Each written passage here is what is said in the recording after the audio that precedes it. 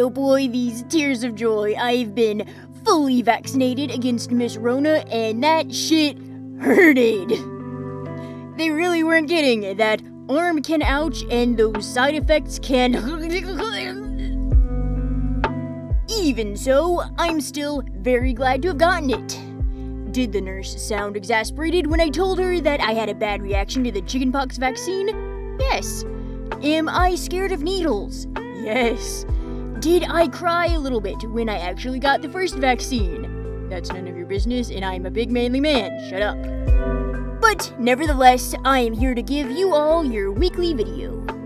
Unless this one comes out a week late because I'm out of town when it was supposed to go up, in which case, GG and F's in chat, or whatever the kids these days say. Self-care is plus importante, especially right now in the midst of a global pandemic and quarantine. It's super easy to lose track of time right now, and thus it's also easy to forget about basic needs that your body has. You've got to get good sleep while not sleeping too much. You've got to keep your body clean, got to eat well, got to drink enough water, and so much more. But there's a lot more to self-care than just physicality. Hey, hoya out there to all my big brothers, sisters, aunties, uncles, and, of course, mommies and daddies. I'm Mark, and today I want to focus a little bit more on the mental aspect of self-care, since I'm sure everybody out there could use it. My main goal here will be laying down some basic info, pointing out some do's and don'ts for your mental state, and maybe help you spot if you're falling into bad habits, and to suggest some simple things that can help your mental state. Now here's the obligatory disclaimer that I am not a medical professional in the slightest. I'm just a 24-year-old film grad with some opinions on the internet. With that being said, most of these are gonna be tips and suggestions that my doctor recommended to me, so I figure it can't hurt all that much to relay it to you guys to see if it works. Okay, now we'll stop cafoodling around and actually get to it by saying, right now, it is incredibly easy to let yourself fall into what I like to call the muck. What's the muck, I hear you asking? Well, allow me to educate you on this term that I made up entirely off the cuff.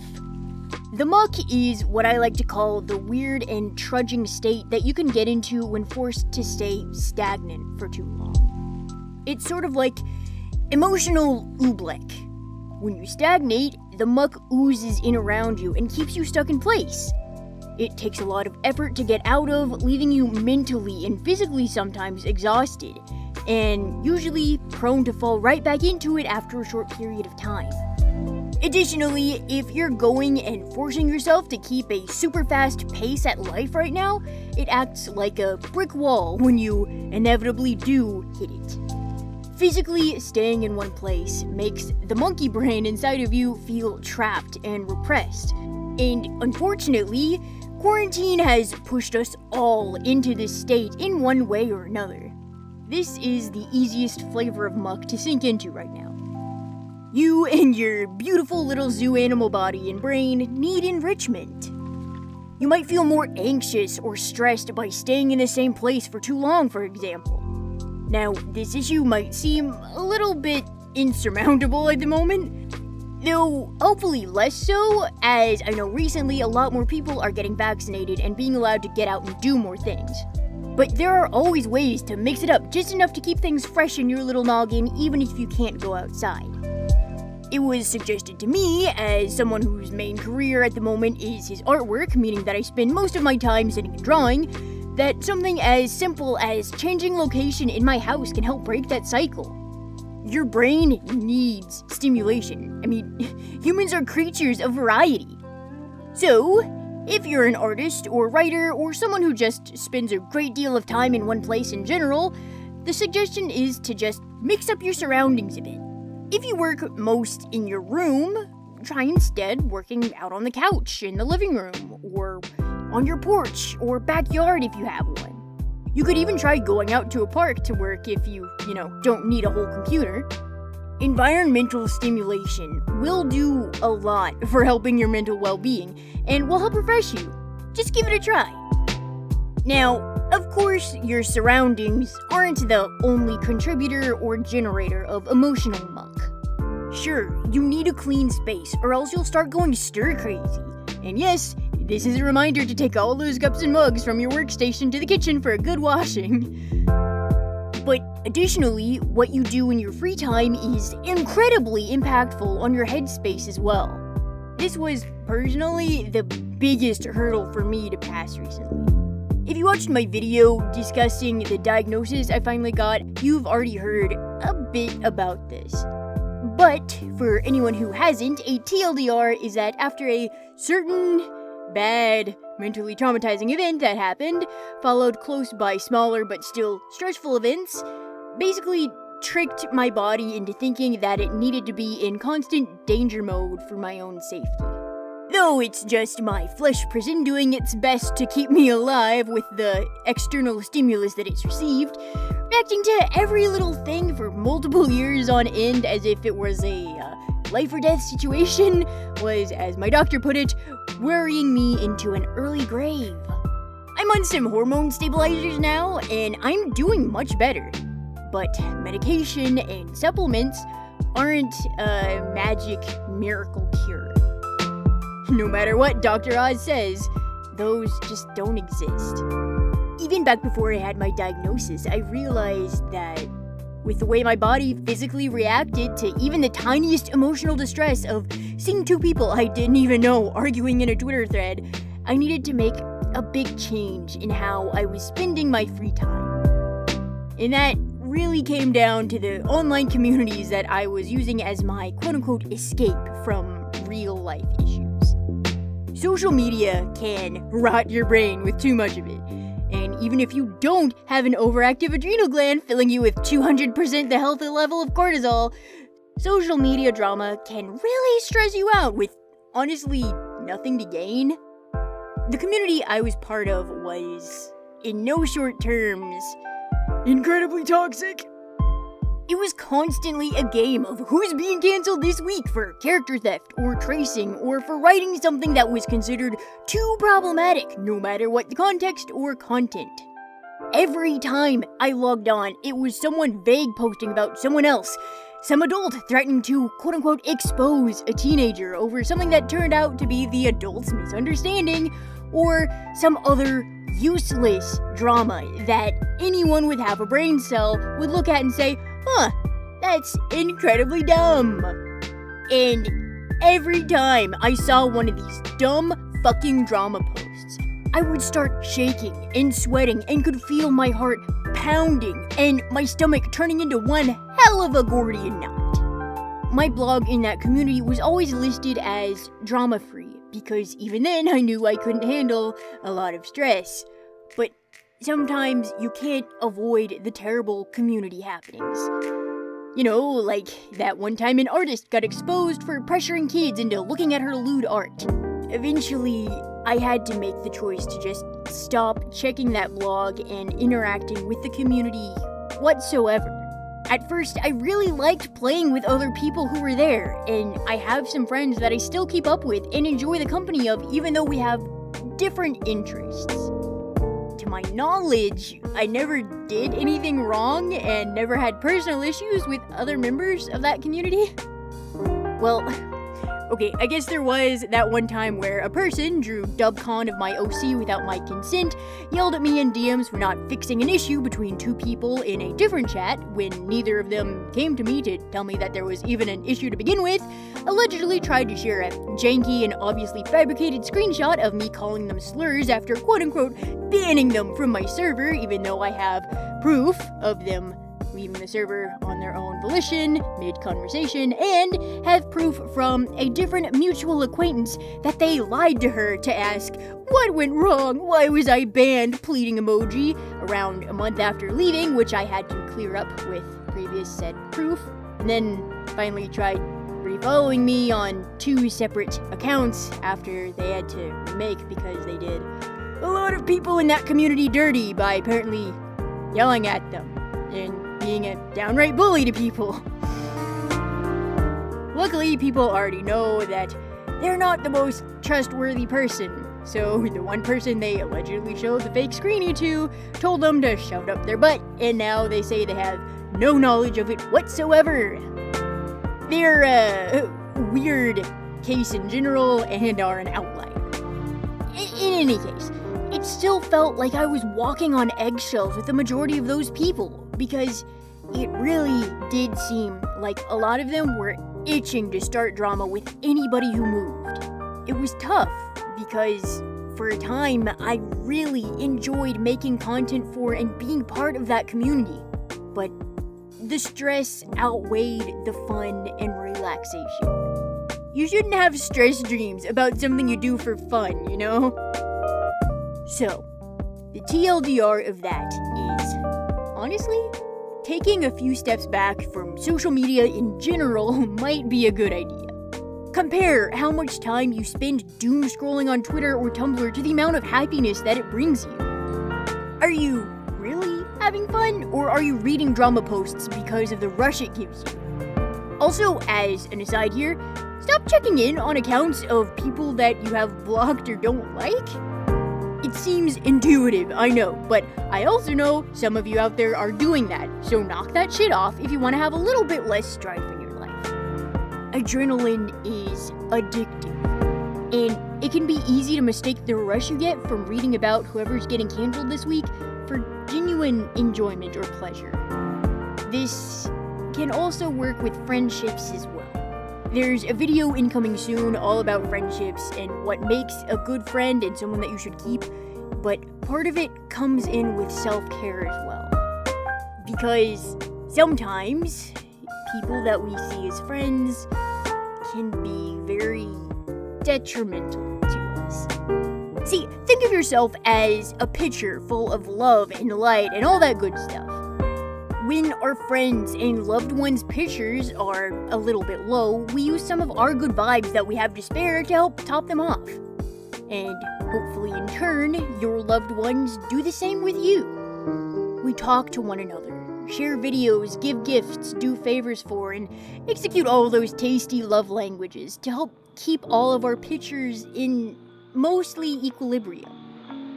However, if you're tired, or not taking care of yourself, or stressed out, or even, hey, filled with the muck like we were talking about earlier, you have fewer good vibes to keep yourself full enough to be stable, and even less to pour out into other people's pitchers when they need it. Sometimes, we have friends who not only ask for, but demand you pour into their pitchers. Most of the time, we can afford to give a little extra if it's to keep our friends smiling. But eventually and inevitably, it comes to a head. A lot of those times, the friends who ask for it need it. But you aren't a metaphorical faucet in this scenario. Your energy and emotional capacity for tragedy and stress is finite. You can't pour out what isn't there. And sometimes people are too needy or even greedy to be able to see that. It may sound harsh, but you, yourself, always have to come first if you want to be there for other people. You shouldn't have to destroy yourself for the sake of others, and that includes burning out mentally to help them. I'm not saying to never help out your friends, okay?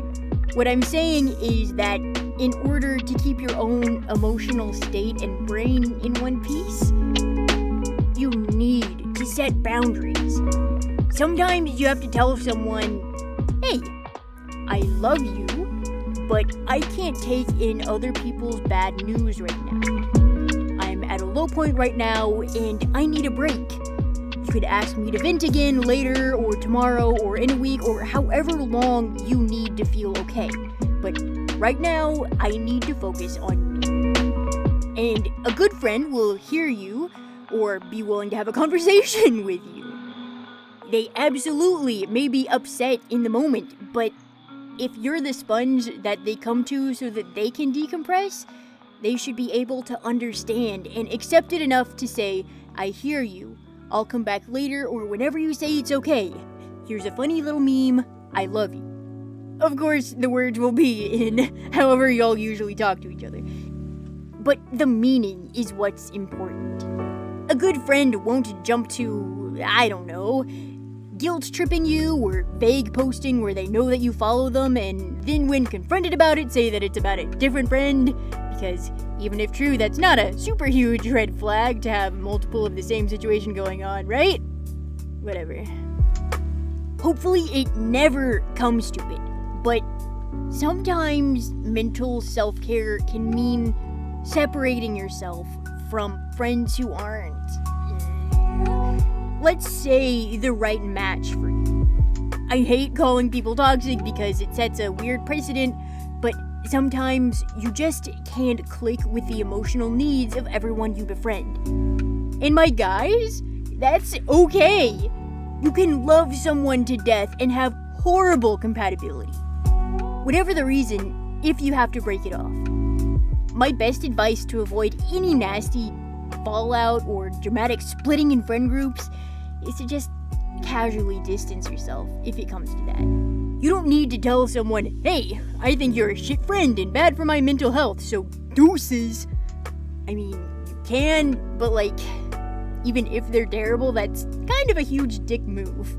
Sometimes a drastic shutdown of a relationship is needed, but most of the time, it's totally acceptable to simply drift away. The main theme in all of these is to teach yourself to be conscious of your current mental and emotional state. Is reading every drama post or exaggerated world news event that comes across your dashboard really helping keep you in the know? Or are you reading them because you're addicted to the fear that it makes you feel? Are you feeling sadder or crankier than usual? Is there anything that logically would make you feel that way? Make sure to keep track of whether you've eaten in the past 6 hours or had a glass of water that day. Think about the last time you stood up or felt sunlight or spoken verbally to someone else. Separate yourself from your screen or sketchpad or notebook every now and then. Let your brain reset and take some time to just assess how you feel, physically and mentally. Finally, and this one's a little bit harder to discuss, you should do your best not to fall into less than helpful coping mechanisms. Hopefully one of these tips that I've offered in this video can help keep you from reaching that breaking point, so to speak.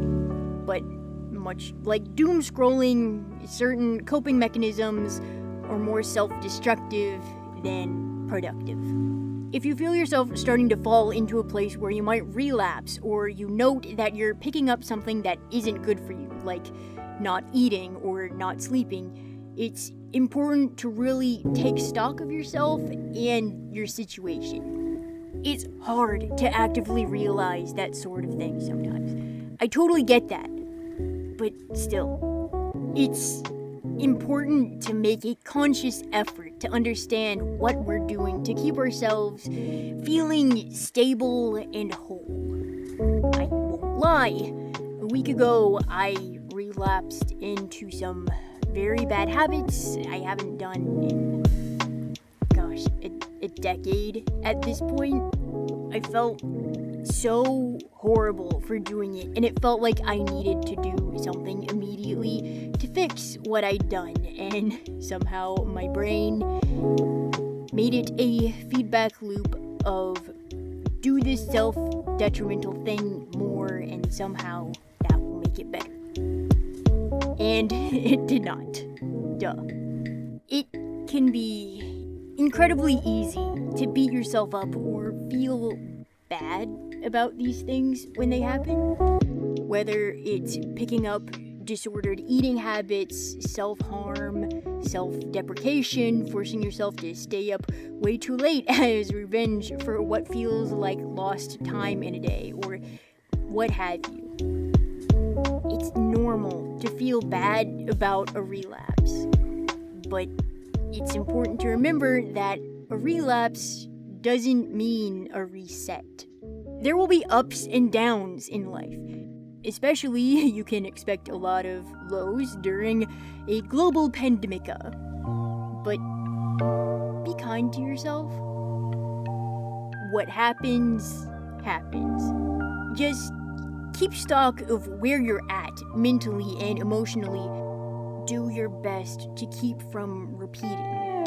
Whatever unhelpful coping mechanisms we have that help us feel something in the moment or that we think we deserve, we need to love our meat persons enough to know that detrimental actions do not help in the long run. It's painful and it makes you feel worse about yourself in the long run. And for whatever reason that it happens, you still need to love yourself when it's done. And you need to make sure you don't fucking do it again. That's me at myself right now. Don't fucking do that shit. There's never any shame in reaching out for help. And if there's anything that you can do to make yourself feel better after a relapse or to prevent one, and of course that doesn't involve any further self-destructive behaviors, you should give it a shot. I'll bare my soul here a little bit more to give an example. After my relapse from a very, very difficult week I had, I felt so much shame and guilt whenever I saw the bandages on my arms. And being that they were so close to my hands and that I work so much with my hands, it was a constant cycle of feeling self-hatred. To combat that, I bought myself some wristbands. I've been really into Balan Wonderworld lately, so I got Balan and Lance custom printed on these. Now, whenever I look at my hands, instead of feeling ashamed of myself or scared of someone asking questions that they really don't actually want the answers to, I feel a surge of happiness at seeing my current hyperfixation. There's not a way to be happy or upbeat all the time, and it's not healthy to force yourself to be that way either. In the end, all that will do is make the inevitable downswing even more drastic. So, please, take care of yourself. Do what you can to love yourself and keep your body and mind healthy. If you need to, please reach out for help. There are people who love you and want you to be safe, and there are support systems that you can take advantage of if you need help. There are numbers that you can call, and there are places you can text or visit just so you can talk to someone. Whew. But what do you think? Do you have any tips and tricks for keeping a good mental state? I would love to hear from you in the comments. Like the video if you liked it. Subscribe here if you want to. As always, you don't have to, but if you do, I'll see you in the next video. You can also follow me on Twitter at whatchamark, if that's more your speed.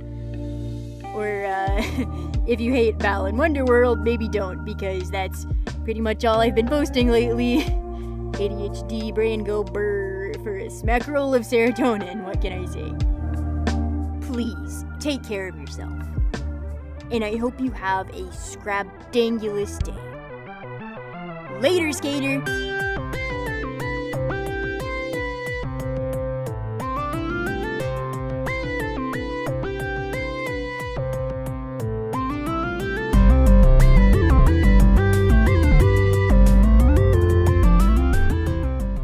How can you see into my eyes like open doors?